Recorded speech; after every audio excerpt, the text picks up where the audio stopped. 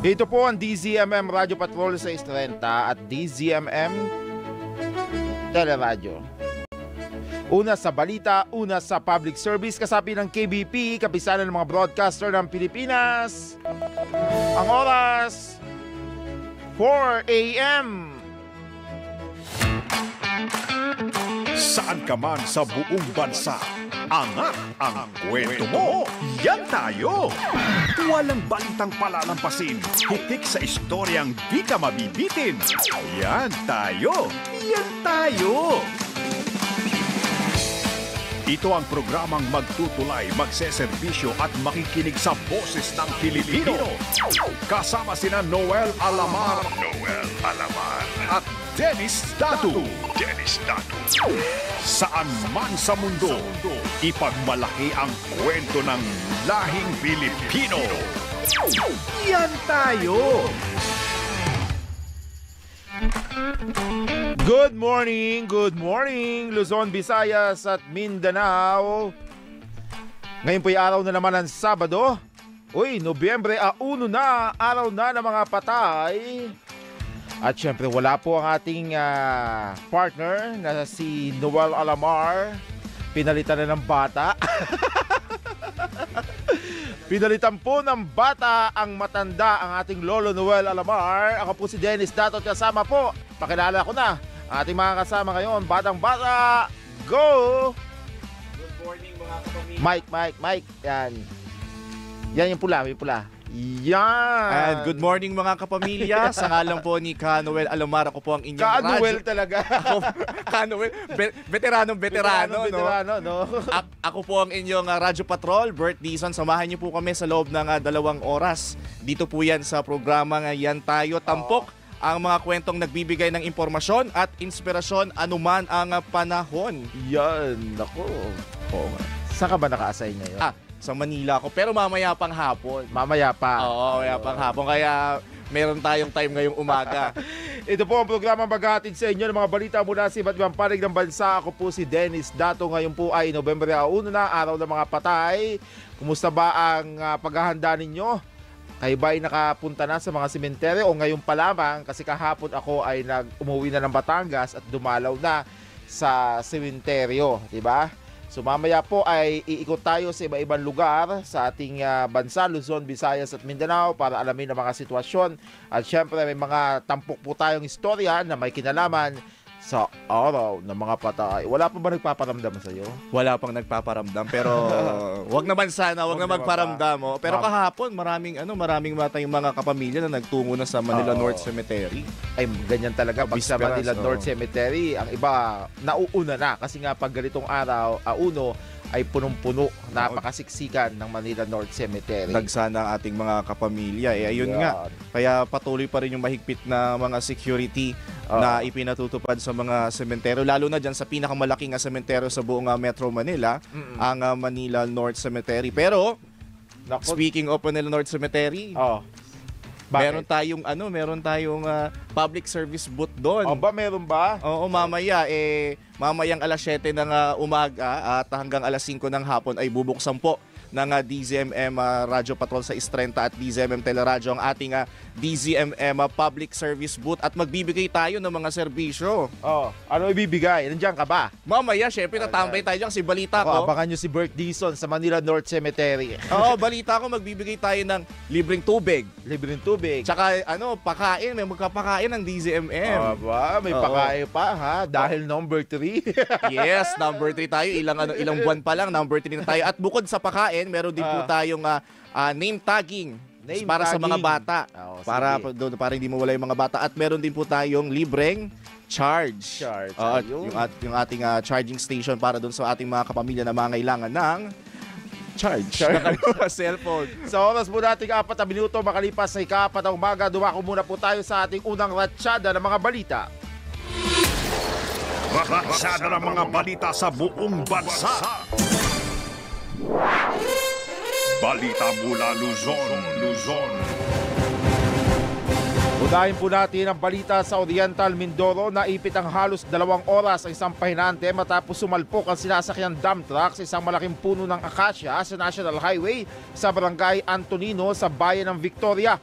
Ayon kay Nelson Albuera, head ng MDRRMO Victoria, naipit sa kanyang upuan ang biktima matapos magkayupi-yupi ang harapan ng sinasakyan dump truck sa lakas ng pagkakabangga sa puno. Dahil walang sapat na gamit, kinailangan pa ng tulong ng mga MDRRMO mula sa bayan ng Nauhan at PDRMO mula sa Oriental Mindoro. Nagtamo naman ang mga galos sa katawan ng driver ng dump truck. Miscalculation umano ng driver ang sanhi ng pagbangga sa puno. Sa Mountain Province, Undas 2025. Sa Mountain Province, kasado na ang seguridad at mga aktibidad para sa panag-aapoy sa Sagada Mountain Province ngayong araw ng Undas. Tuwing November 1, ginugunitan ng mga taga-Sagada ang kanilang mga yumaong mahal sa buhay sa pamamagitan ng pagsisindi ng saleng o chopped pine wood sa harap o sa halip na kandila. Isang tradisyon ito na sumisimbolo sa pag-alaala at liwanag para sa mga pumanaw.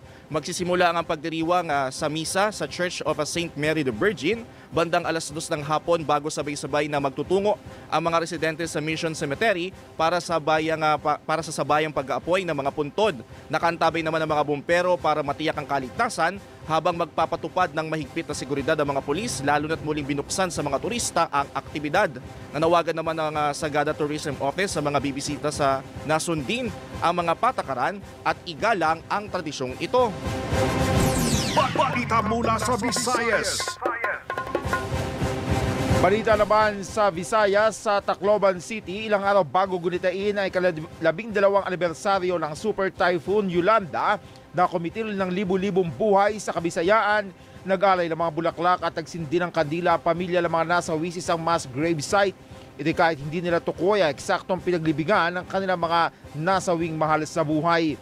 Sa Tacloban City pa lamang, nasa 2,273 na mga nasawi ang nakalibing sa mass grave na nilagyan ng mga puting cross at ang iba naman ay may lapida. Isang malaking cross din ang tinayo ng lokal na pamahalaan sa mass grave site bilang alala ng mga nasawi. Nakasulat din malapit sa cross ang pangalan ng mga biktima. Sa Biliran, sinampahan ng reklamong plunder sa Office of the Ombudsman ng 4 na opisyal ng Biliran at construction company kaugnay sa 1 bilyong pisong halaga ng proyekto sa DPWH.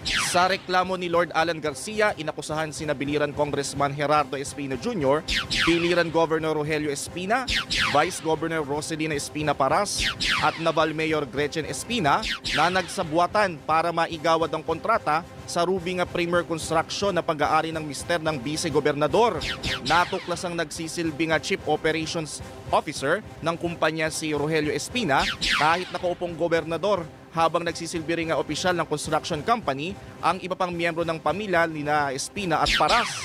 Sinasabi nga depektibo at substandard ang ilang proyekto ng Rubing Premier Construction na nakakuha ng 330 million pesos na halaga ng flood control project. Simula noong 2022, batay sa sumbong sa Pangulo website, wala pang inilalabas na pahayag ang mga opisyal at ang construction company. Balita mula sa Mindanao. At balita sa Zamboanga naman, 27 driver sa 1,259 ang nagpositibo sa iligal na droga sa ginawang surprise drug test ng PIDEA Zamboanga Peninsula. Bahagi ng surprise drug test para matiyak na ligtas ang biyahe ng mga pauwi sa kanilang probinsya ngayong Undas. Kabilang dito ang 13 mula sa Zamboanga City, 7 sa Zamboanga del Sur, 6 sa Zamboanga Sibugay at 1 sa Zamboanga del Norte. Undas 2025. Sa Agusan del Sur, nag-deploy na ng 53 pulis at 4 na miyembro ng Explosive Ordnance Disposal and Kailan Unit ang Agusan del Sur Police Provincial Office upang matiyak sa mga upang magbantay sa mga sementeryo, terminal at mga simbahan sa probinsya ngayong Undas. Sa send-off ceremony kahapon sa Agusan del Sur, ipinagdasal ni Father Romeo Garcia ang ligtas at matagumpay na misyon ng mga itinalagang pulis. Nagsagawa rin ng inspeksyon sa mga police units at sa mga gagamiting sasakyan. Ayon kay Police Colonel Yana Bustamante Yusuf, hepe ng Agusan del Sur PPO, layo ng Ligtas Undas campaign na mas paigtingin ang seguridad at maging payapa ang paggunita ng All Saints Day at All Souls Day. Yan ang mga balita. Luzon, Visayas at Mindanao. Yan tayo! Yan tayo, nagbabalik po matapos ang ating balitaan. 10 minuto na makalipas sa ika-4 ng madaling araw. Hindi ka ba nanibago, maaga gising? Ang aga gising nga, ang aga ng gising. Hindi ako morning person, pero dahil tayo ay tinawag. Pinabala ka, no? Nagparamdam sa atin. Nagparamdam. Kaya dito tayo. Tingnan mo naman ating mga mga kasamahan dito. Naka-Halloween costume. Naka-Halloween, Ikaw ba nakakatakot. nag-Halloween party ka na ba? Wala nga, wala tayong Wala? Halloween party.